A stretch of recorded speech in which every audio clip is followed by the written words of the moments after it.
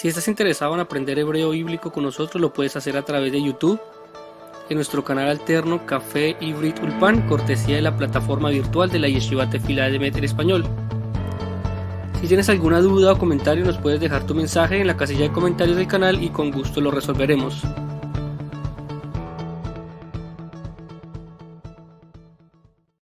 Sea tu voluntad, Hashem, Dios mío, que por mi causa nadie cometa un error y que no falle en alguna cuestión de halajá y que por dicho motivo mis compañeros se burlen de mí y que no diga que lo impuro es puro ni que lo puro es impuro y que mis compañeros no tropiecen en una cuestión de halajá y no permitas que yo me burle de ellos. Talmud Berajot 28b.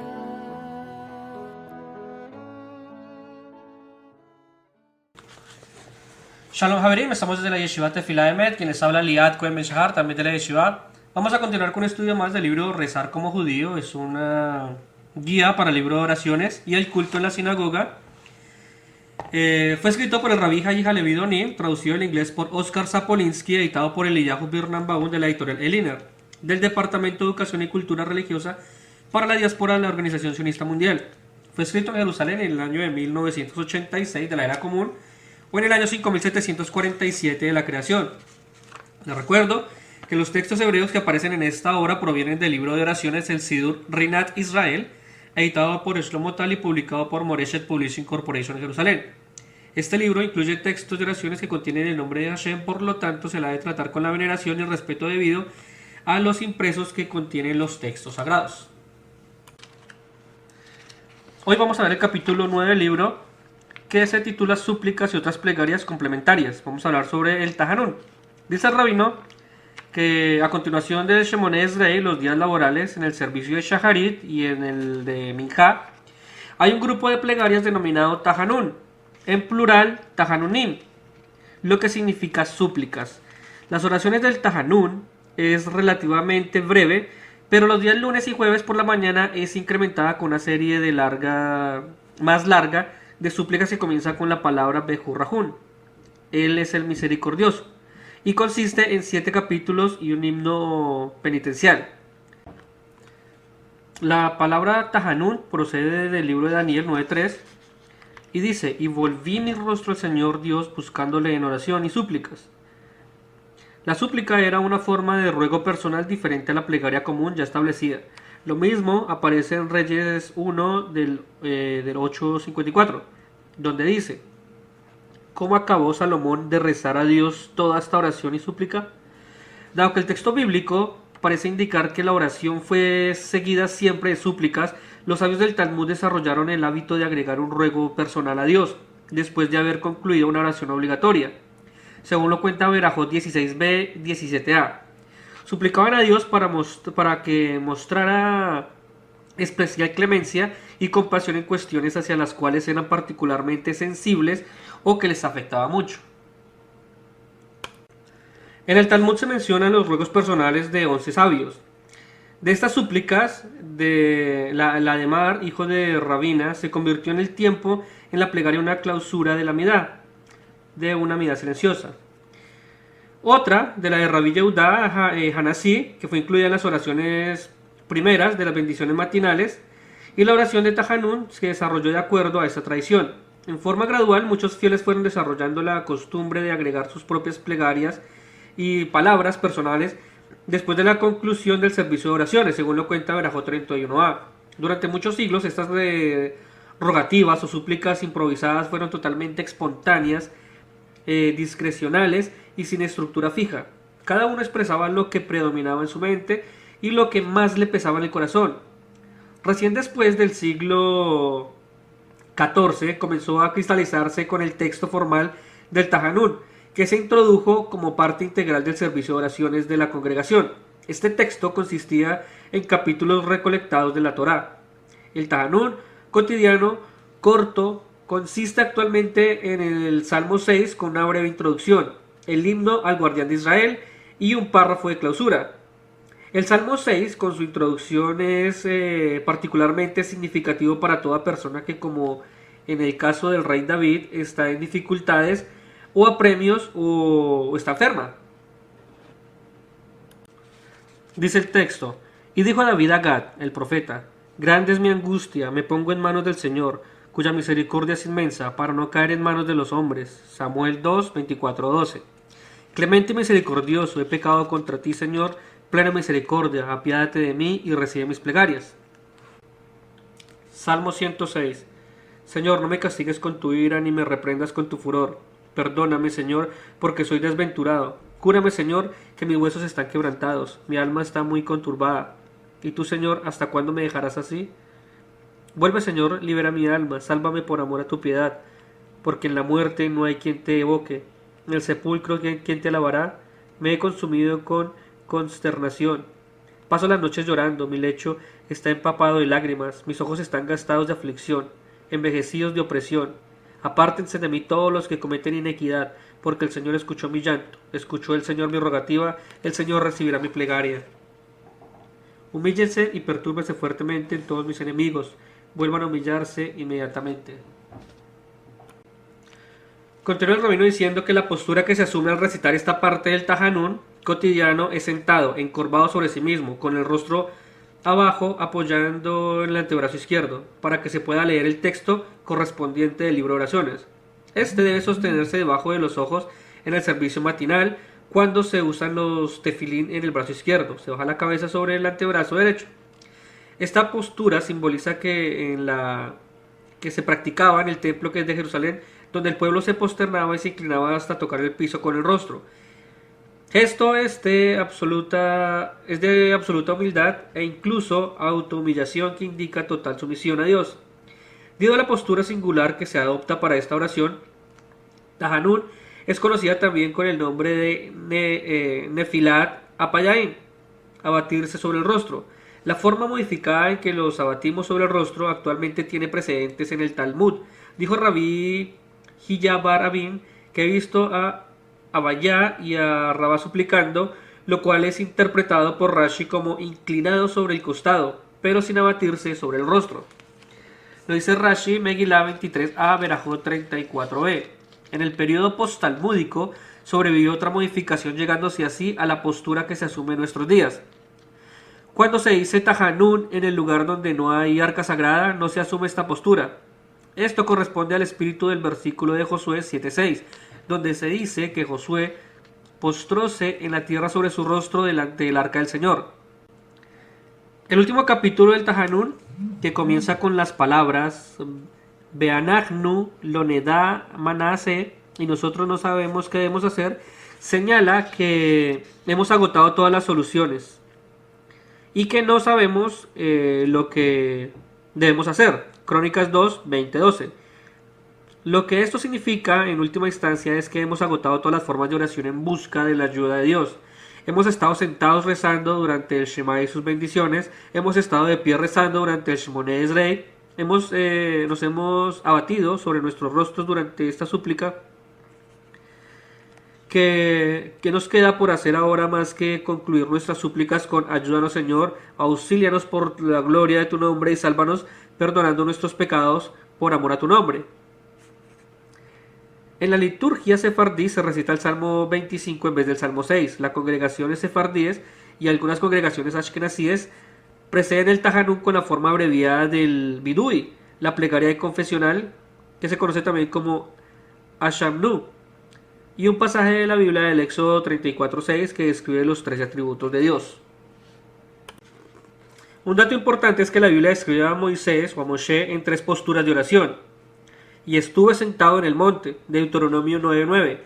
Y estuve de pie en el monte, Deuteronomio 10:10. Y póstreme delante del Señor, Deuteronomio 9:18.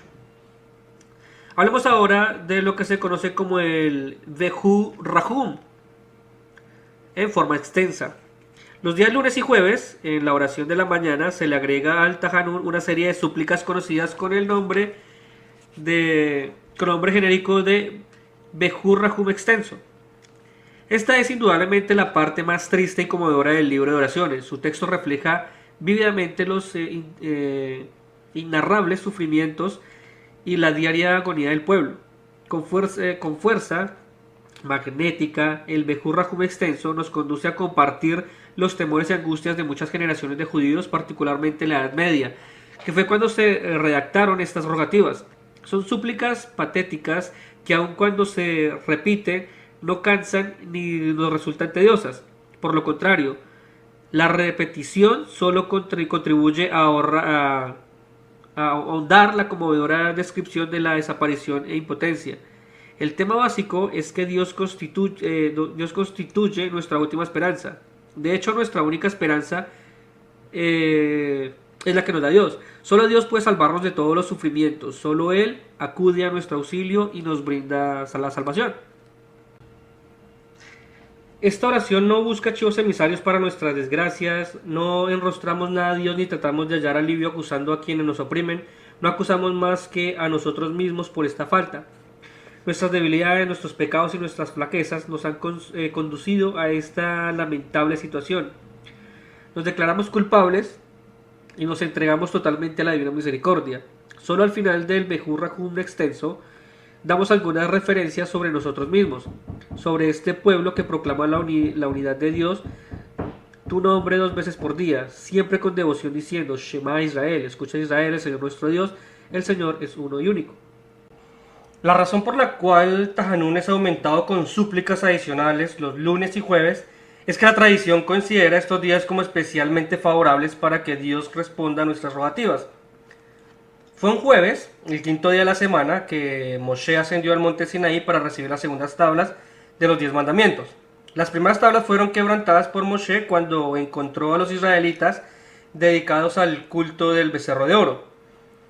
Y 40 días más tarde, el lunes, que es el segundo día de la semana, descendió Moisés del Sinaí trayendo consigo no solo las tablas de la ley, sino también el perdón divino por el pecado del becerro de oro. Por otra parte, dado que las sesiones de los tribunales en el antiguo Israel se realizaban los lunes y jueves, tradicionales días de mercado, estos días eran considerados como días de juicio en las alturas, en los cuales corresponde intensificar las rogativas en el tribunal de las alturas. Esto lo encontramos en Baba Kama 82a, Tosafot sobre los vocablos, Kedei y Bet Donim. A los judíos que vivieron prósperamente en el mundo occidental en condiciones de la seguridad y libertad, acostumbrados a hacer valer sus derechos, podría parecerles impropia la recitación del Bejur Rahum extenso. Y a los judíos israelitas, capaces de defenderse por sí mismos y castigar a sus agresores, el recitar esas plegarias que remarcaban un sentido de desamparo, podría parecerles un signo de debilidad y flaqueza. Lo cierto es que Bejur Rahum no refleja exactamente nuestra situación actual, y debemos estar agradecidos a Dios por ello. Y si bien todavía hay enemigos que tratan de destruirnos y amigos en la bondad que en una emergencia no acudirían en nuestro auxilio, no nos sentimos ahora objeto de burla y aprobio de las gentes que son consideradas como ovejas destinadas al matadero, expuestos a matanzas y destrucciones, a castigos y escarnio, y estamos firmemente decididos a que esta situación del pasado jamás habrá de volver. Dios en su misericordia infinita ha considerado de acuerdo restaurar esta generación la soberanía nacional del pueblo judío. Los judíos de todas partes del mundo comparten el prestigio que proviene de esta independencia. Pero ¿por qué entonces seguimos diciendo Tajanún y particularmente la porción del Bejur Rahum? Porque todavía hay judíos que viven en países de opresión en los cuales se restringen sus derechos. Y también porque somos un pueblo para el cual el pasado constituye una lección que debidamente aprendida habrá que ayudar a asegurar nuestro futuro. Esa es la razón por la cual nos lamentamos en Tisha B'Av y celebramos Pesach. Si el Bejur Rahum extenso no sirviera para recordarnos la situación de los judíos, los horrores del holocausto, todavía habría de cercarnos en el tiempo y tan frescos en nuestra memoria, y se justifica su repetición todos los días lunes y jueves. Ahora, cuando no se recita el Tajanún y por qué motivos, esto es importante, cuando no se recita el Tajanún y cuáles son los motivos por los cuales no se recitan. Dado que el Tajanún se refiere a la tragedia y el dolor, no se le recita los días que tienen el más leve carácter festivo, ya sea a nivel personal o a nivel nacional. Por lo tanto, se omite el Tajanut en las siguientes ocasiones: en Shabbat y días festivos, como son Pesach, Shavuot, Sukkot, Rosh Hashanah y Yom Kippur. No se recita en Rosh Hodesh, no se recita en Hanukkah, No se recita en Tisha B'Av, el año nuevo de los árboles, que se celebra el 15 de Shvat.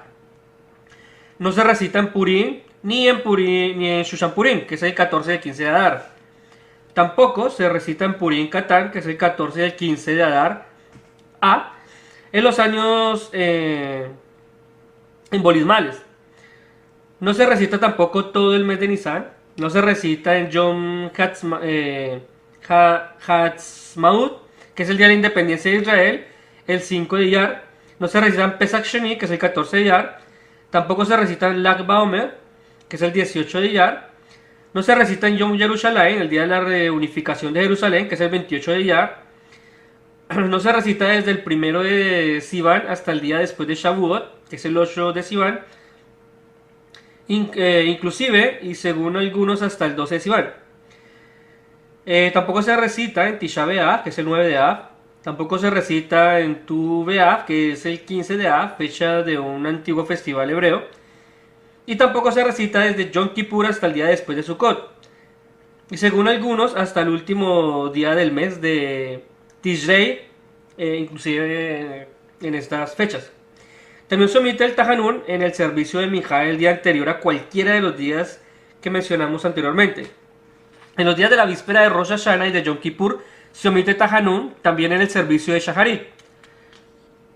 Tajanún no se recita en la sinagoga si el servicio de oraciones de la mañana o de la tarde está presente un novio cuya boda tendrá lugar ese día o esa noche.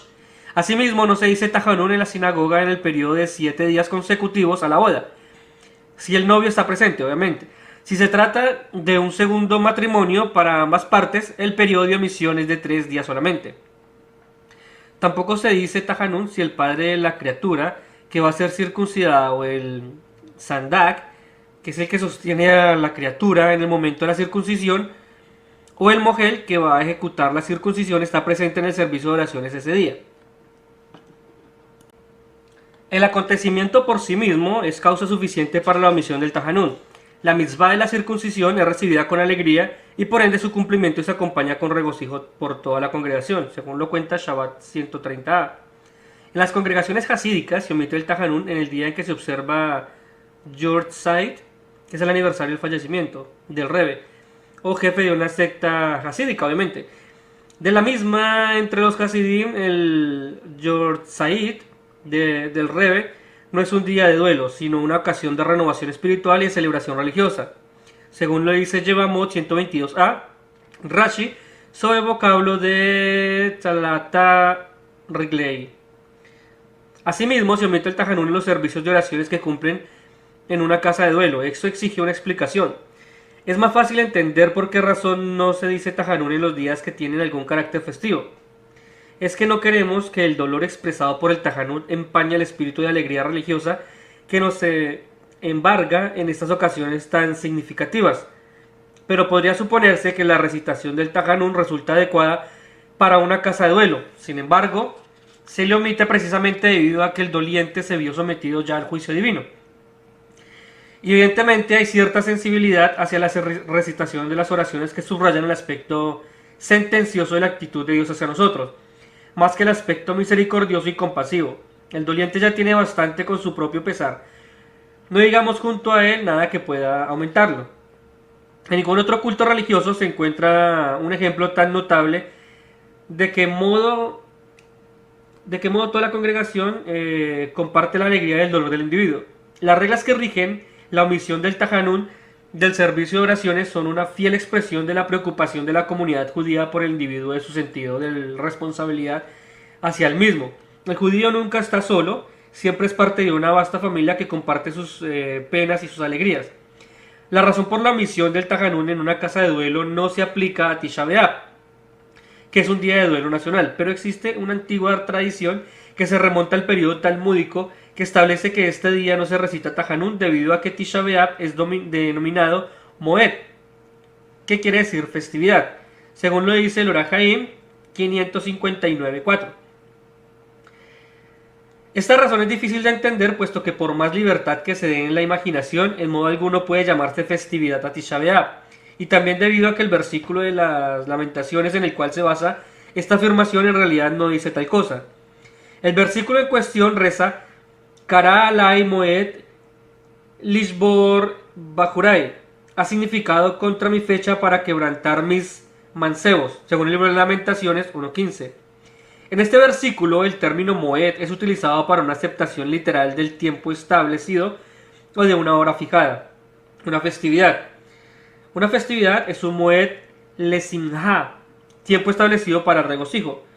Pero evidentemente Tisha B'Av no es tal cosa. Incluso la interpretación talmúdica de este versículo, que traduce Moed como festividad, lo refiere a Rosh Hodesh y no a Tisha B'Av. Según lo cuenta Ta'anit 29a, Shevuot 10a. De modo que la razón alegada para no decir Tahanun en mérito a calificación de Tisha B'Av como festividad requiere una explicación que va más allá de la desconcertante razón ofrecida a las fuentes comunes. Esta explicación se basa en las fuentes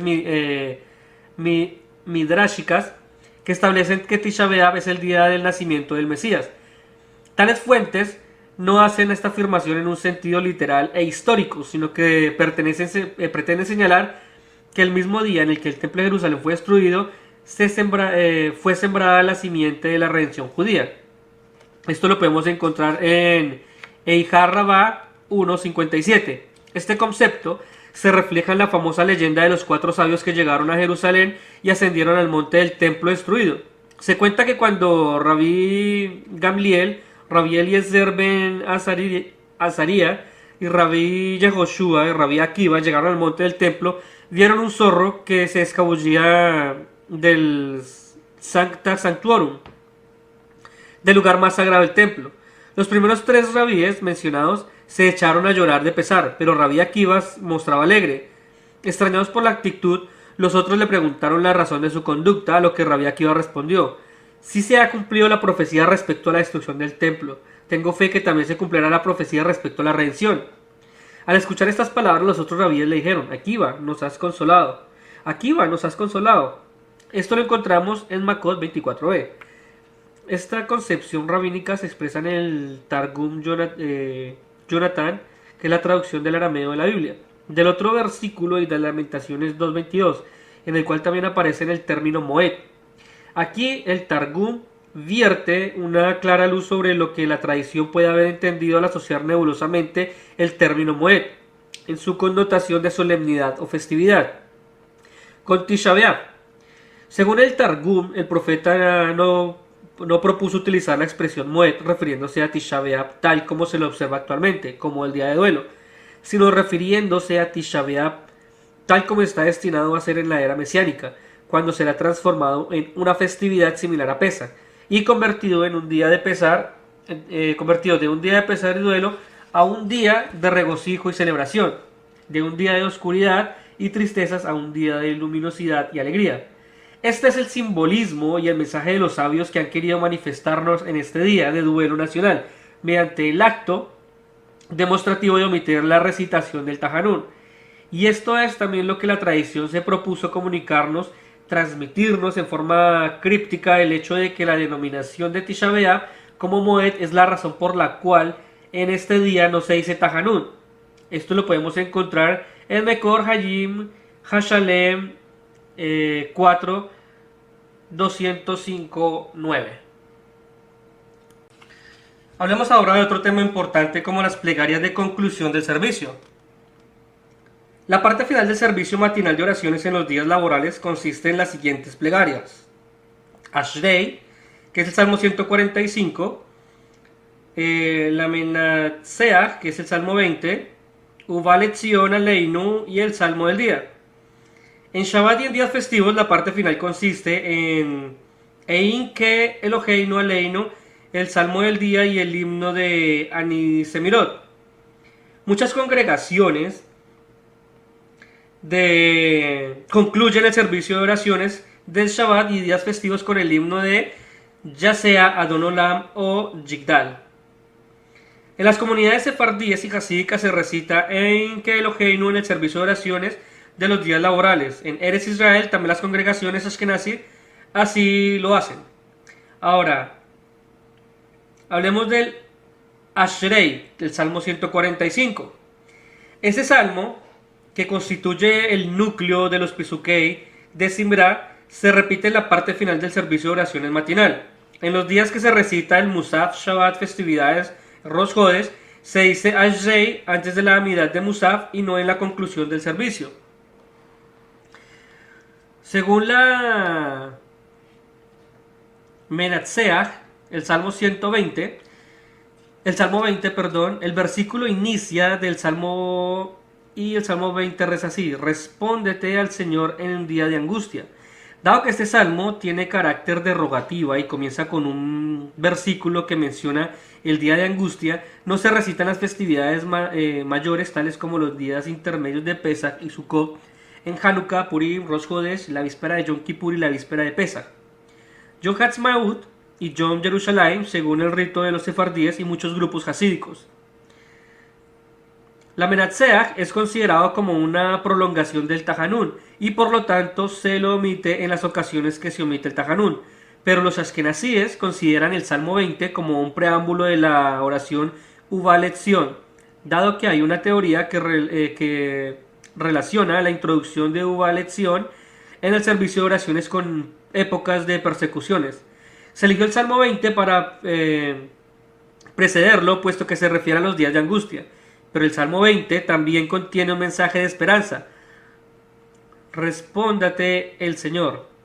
Este es el criterio de responder, recitar la Menatseach, e incluso en los días en que se omite el Tajanún, con excepción de los días festivos ya mencionados anteriormente. Ahora hablemos del Uva Letzion. Las palabras iniciales de esta oración son Uva Letzion Goel, y vendrá a Sion el Redentor. Los primeros dos versículos son de Isaías 59, 20 a 21. El nombre formal, si bien menos conocido de esta oración, es Kedushá de Simra, debido a que el núcleo fundamental de la oración está constituido por tres versículos que comprenden la Kedushá, que es la santificación, que se dice durante la repetición de la Amidá.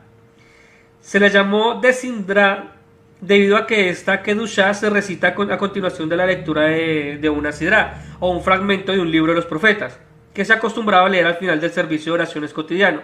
El hecho de que los versículos iniciales de la oración son del profeta Isaías refleja las reminiscencias de estas prácticas.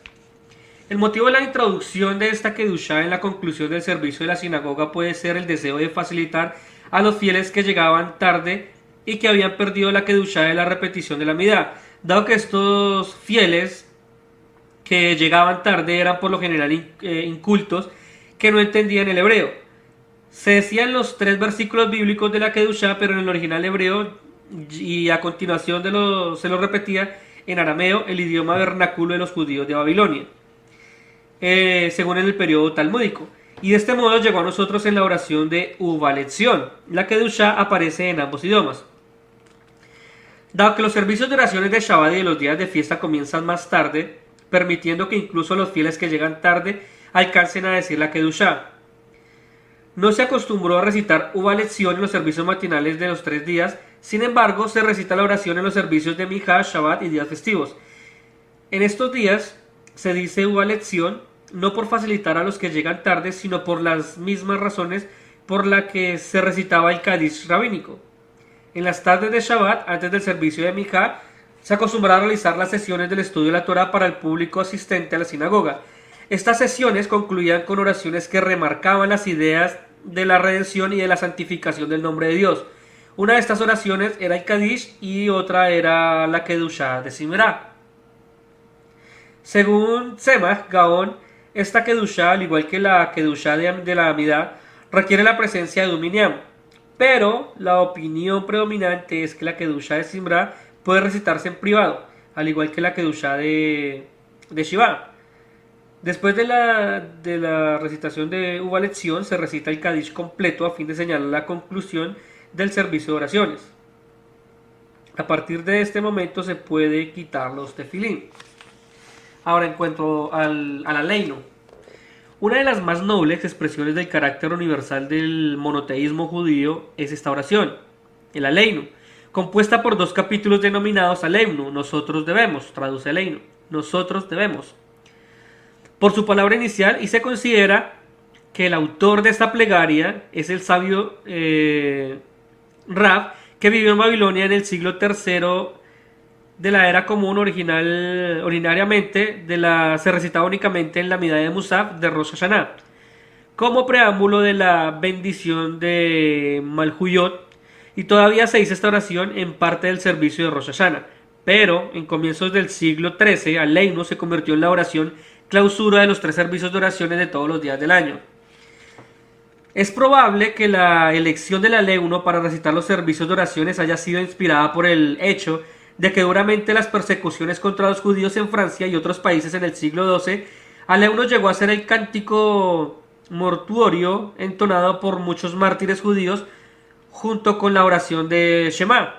El primer capítulo del Aleinu trata del presente, el segundo se refiere al futuro lejano y la tercera la era mesiánica. El primer capítulo testificamos el carácter distinto de Israel respecto a las demás naciones del mundo. Sin embargo, esta diferenciación no se basa en dichas calificaciones localistas, sino en la aceptación de Israel del Dios universal, único creador del cielo y de la tierra. El segundo capítulo anticipa una situación que Israel comparte esta discusión con todas las otras naciones de orbe. Prevé el día en que todos los hombres reconozcan y acepten el Dios universal único, no necesariamente por medio de la conversión al judaísmo, sino por vía del reconocimiento de su soberanía y sometimiento a ella. Solo entonces, con aceptación de todos los deberes éticos, se derivan este reconocimiento y habrá de perfeccionarse el género humano. Dado que Aleinu es tanto una sublime declaración de fe como un acto de testificación de soberanía divina, se acostumbra a ponerse de pie al recitar esta oración, al pronunciar las palabras Beanagnu Korim u Mitztahavim. Mas nosotros nos arrodillamos y nos posternamos. Se doblan tanto las rodillas y se reflexiona el talle. Cuando se pronuncian estas mismas palabras en la repetición de la Amida de Musaf, Rosh Hashanah y Yom Kippur, se acostumbra desde la antigüedad a arrodillarse hasta el suelo y caer de bruces ante el arca sagrada abierta. Ahora, el Salmo del Día. En la época del Templo de Jerusalén acostumbraba a los levitas a entonar un salmo especial al concluir el servicio de cada día de la semana, según lo dice Tamid 7.4. En el siglo XII, Maimónides escribió que alguna persona acostumbraba a leer después de las oraciones diarias el salmo que los levitas entonaban en este día del templo. Se conoce como el Seder Tefilot. Esta costumbre arraigó el salmo del día y se convirtió en práctica constante en todas las sinagogas. En ciertas ocasiones especiales se agrega al salmo del día 1 o 2 salmos adicionales. En los servicios de oraciones de la mañana y de la noche, desde el día primero del mes de Elul y el mes que precede a los días solemnes de Rosh Hashanah y Yom Kippur, hasta Shemini Atzeret, fin de fiesta de Sukkot, y se agrega el Salmo 27, Le David Adonai Ori, el Salmo de David, el Señor es mi luz. En las oraciones en casa de dolientes se agrega el Salmo 49, que reza la Menatseach Livne Korach, al director del canto, el Salmo de los hijos de Korach. O el Salmo 16, que reza Miktam le David, guárdame Dios que a ti he confiado. En la semana de Hanukkah se recita el Salmo 30, Mismor Shir Hanukkah Jabait, que es el Salmo de David, un canto de la dedicación de la casa. Y en Rosh Hodesh se recita el Salmo 104, Borji Nafshi, bendice mi alma, mía al Señor. En el rito sefardí se recita el Salmo del día antes de la oración del Aleinu, de modo que el servicio religioso concluye con Aleinu. En los días que se recita una Amida de Musaf, se dice el Salmo del día a continuación de la Amida de Shacharit. Antes de la lectura de la Torá, en el rito Ashkenazi, el Salmo del día y todos los demás salmos especiales se recitan después del Aleinu, cerrando con ellos el servicio de oraciones. Hablemos ahora del Enke Elokeinu, un himno muy popular de alabanzas a Dios conocido por sus palabras iniciales Enke Elokeinu, no hay como nuestro Dios. Es una de las plegarias finales del servicio matutino de oraciones en los ritos sefardíes y hasídico. Sin embargo, en el rito ashkenazi de la diáspora se canta este himno solamente en Shabbat y en días festivos. Su versículo inicial parece inspirado en una frase de la plegaria de Hannah, la madre de Samuel. No hay santo como el Señor, porque no hay ninguno fuerte fuera de ti, y no hay refugio como nuestro Dios. Según Samuel 1:2:2. Una discusión talmúdica acerca del carácter único de Dios, según Berajot 10a, llama la atención sobre este versículo y su significado. Aparentemente, en algún momento este himno fue modificado de modo que la pregunta ¿quién es como nuestro Dios? Segunda línea de versos indicaba la oración y era seguida por la respuesta no hay como nuestro Dios. Primera línea de los versos. La versión en uno actualmente invierte el orden. La versión 1 inicialmente invierte el orden y la línea que comienza con ¿quién es como nuestro Dios? Se convierte en una declaración exclamatoria que en una pregunta. La preferencia dada en este arreglo podría deberse al hecho de que de este modo las letras iniciales de cada una de las primeras 3 líneas de versos formaban el acróstico de Amén. En este himno Dios es designado con 4 nombres diferentes ubicados en el orden en que aparecen en la Torá. El primero, Elohim, denominación de Dios que halla el primer versículo del Génesis. Eloheinu significa nuestro Dios. Adón significa Señor y fue utilizado por primera vez por Abraham en el libro de Bereshit o Génesis 15:2.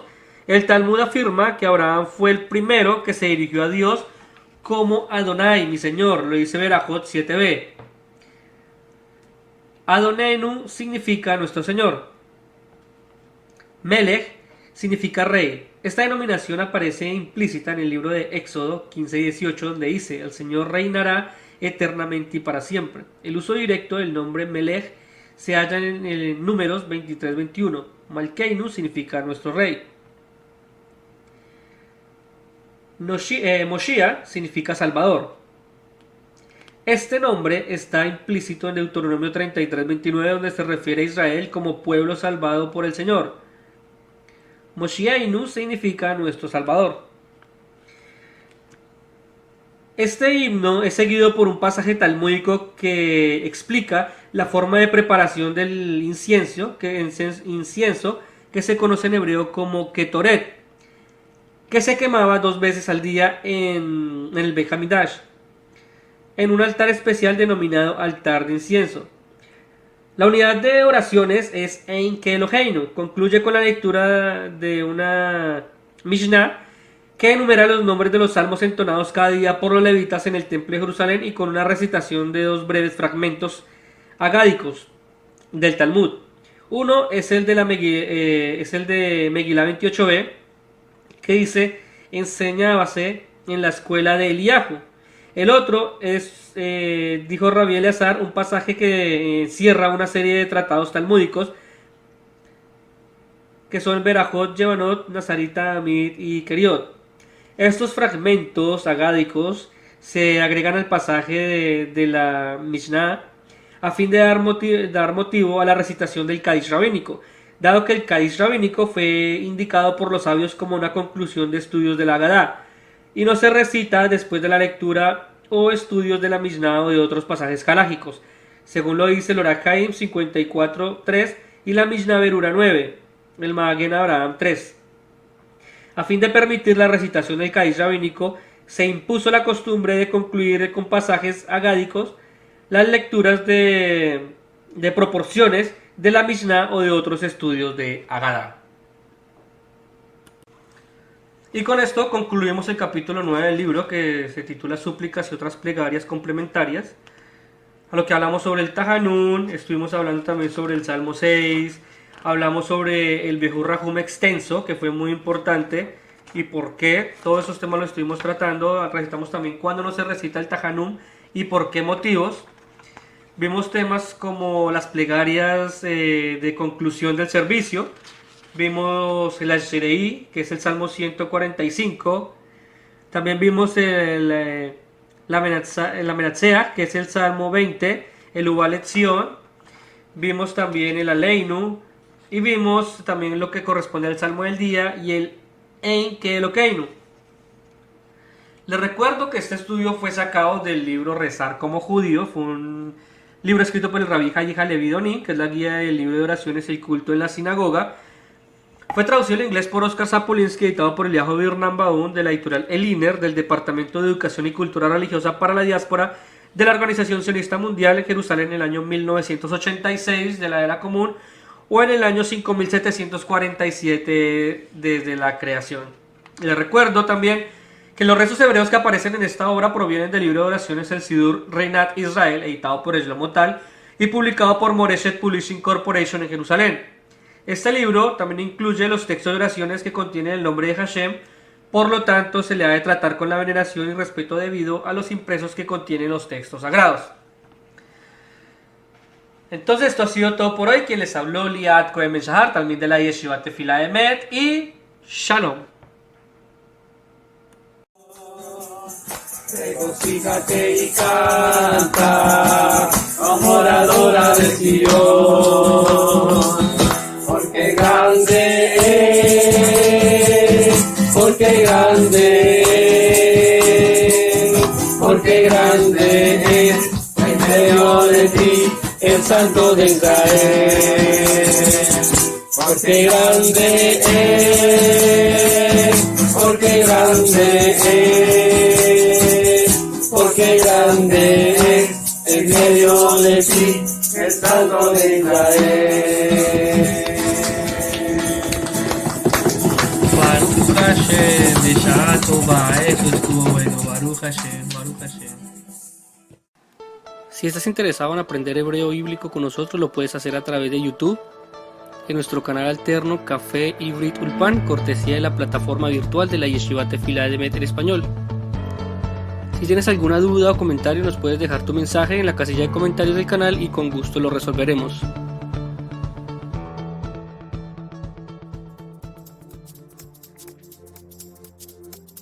Si quieres apoyarnos con tu donación, lo puedes hacer a través de PayPal, www.paypal.me/yeshivahelp.